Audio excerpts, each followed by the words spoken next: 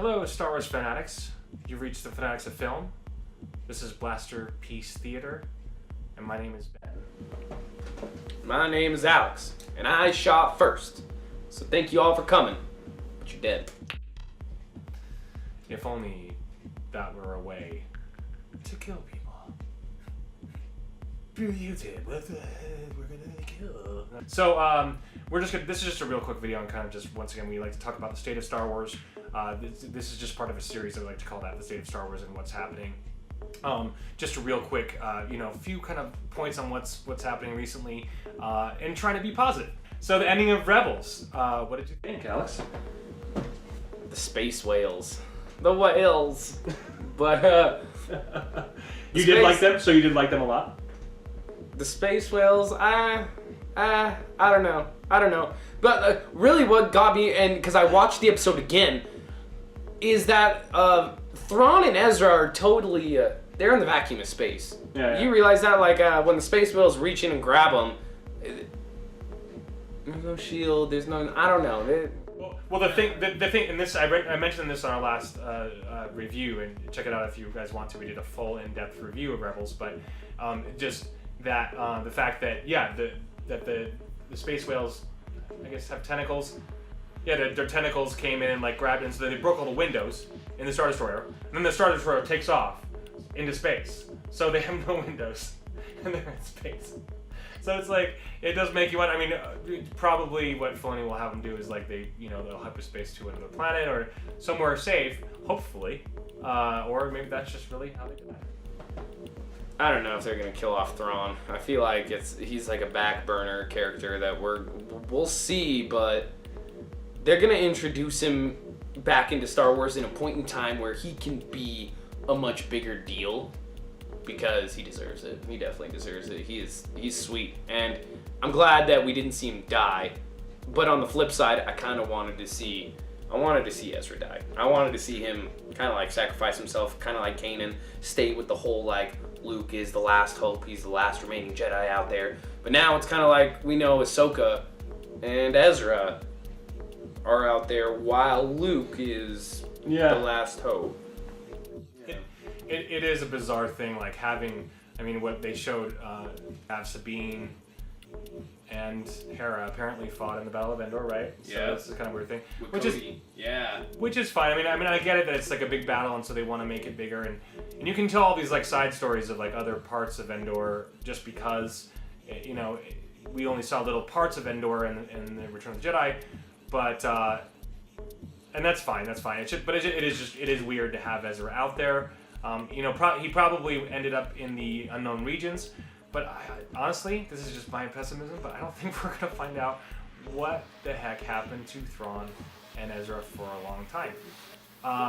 Because apparently the next show, Resistance or whatever, so I doubt we're going to see Ezra and Thrawn in that, so, or maybe we will, I don't know. Anyway, I actually kind of think the opposite. You do? Really? Yeah, okay. That sets it up pretty good, because if you think about it, when this is before the Battle of Scarif, right? This all took place just right before, right? Yeah, that's all the originals, and then the Resistance comes, and that's going to be the sequels or the new canon, right? So that's a big jump in time. And as well as something I noticed with the Clone Wars and then moving over to Rebels, man, they brought so much from Clone Wars over to Rebels, and it was successful. And I hope that they understand. Oh, the fans, they liked that. Maybe we should move elements from Rebels over to the Resistance. And I think it may be like one of those things where when Ahsoka was introduced to Rebels, we kind of didn't see it coming. We were hoping, and when she came, it was awesome. So maybe the same thing will happen with Ezra and Thrawn.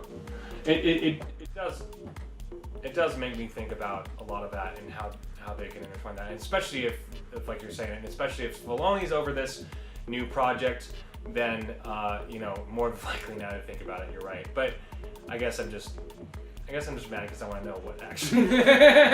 but aside from that fact, it's frustrating at the same time because all of us who read the original Thrawn trilogy, he was such a central part the Empire, of this, that, of the central part of the story that was happening to Luke, Han, and Leia. And so you have Luke, Han, and Leia fighting against Thrawn, and I think that's the part that we'll never see.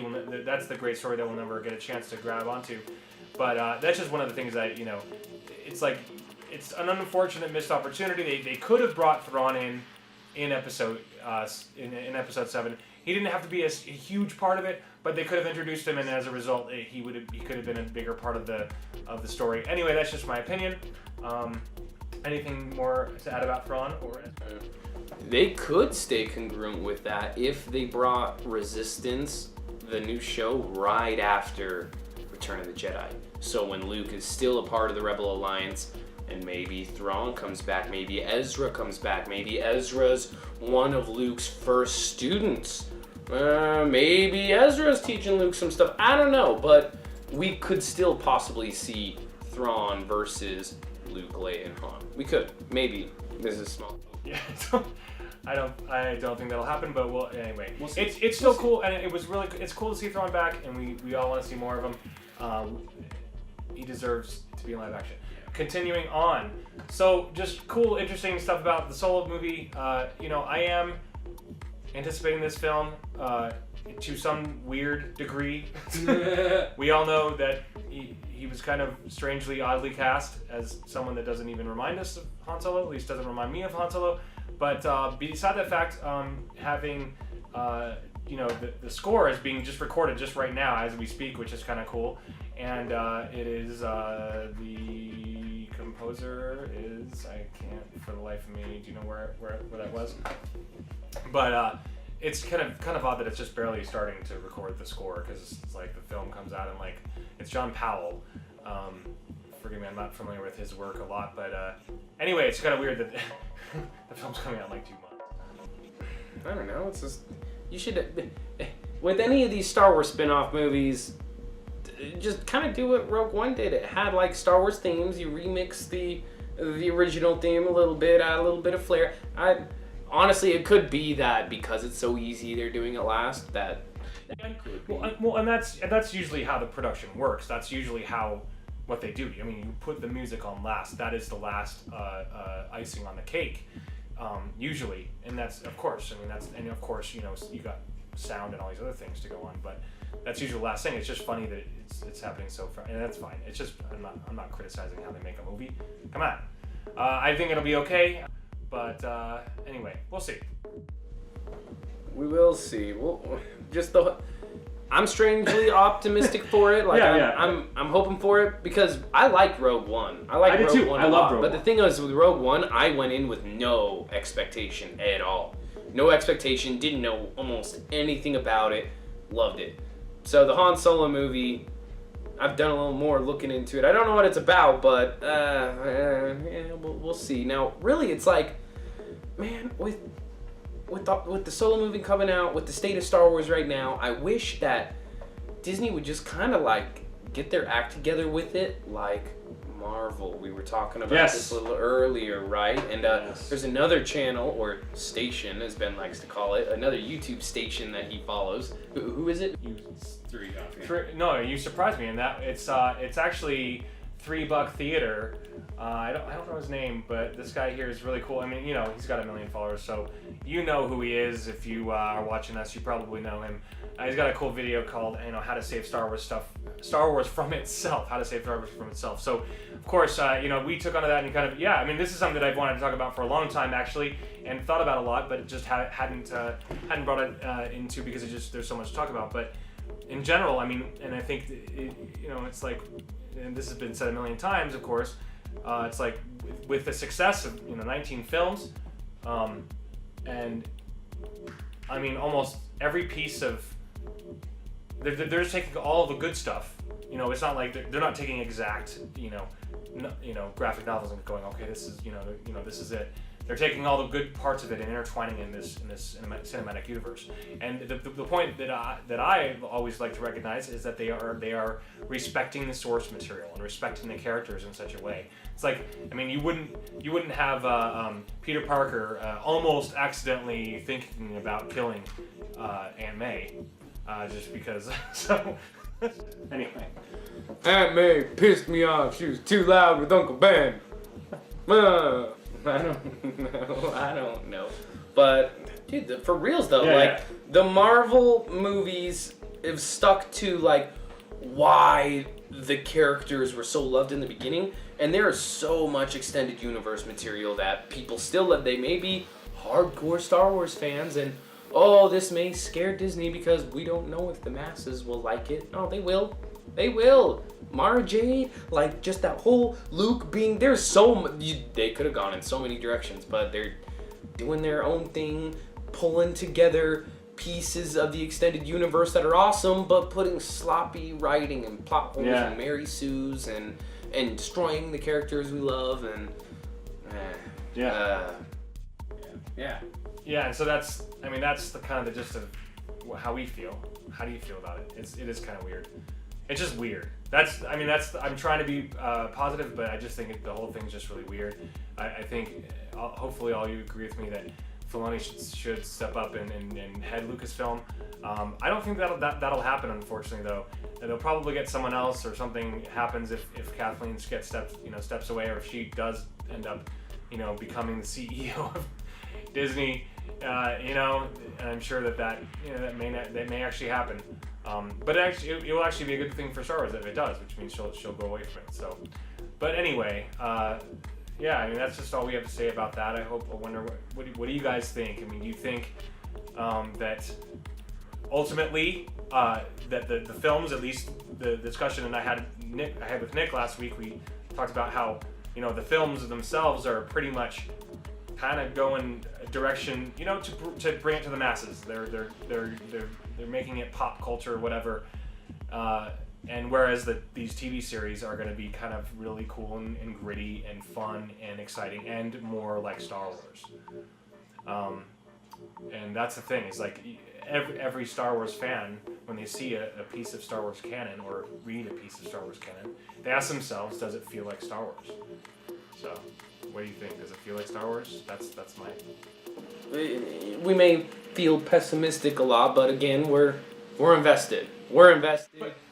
But my point was, I wasn't trying to be pessimistic. I was saying that the films are going one way, where I personally am with Nick in the sense that the new TV series, things can take off in a really cool direction. I'm really excited about David Benioff and D.B. Weiss. I'm really excited about Jon Favreau.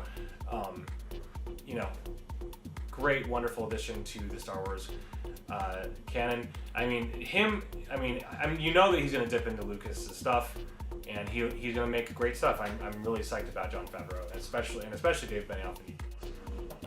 Yeah, and dude, the TV, no, that's fine. The TV series, that's honestly, it's refreshing to see that the live TV series may just honestly, it may be what us hardcore fans want to see. And you know what? If you give us what we want and you only put out mediocre movies, I'm kind of I feel like most people are going to be fine with that, but I'm on the opposite. The movies, to me, are always going to be that is commandment. That is law. When people talk to me about Star Wars and they can't quote the originals, you don't know who shot first. You don't know, when you don't know these little stuff, it's just I don't care how much extended universe you read. I don't care how much lore you know. If you don't know the foundation of Star Wars, then the movies are the foundation.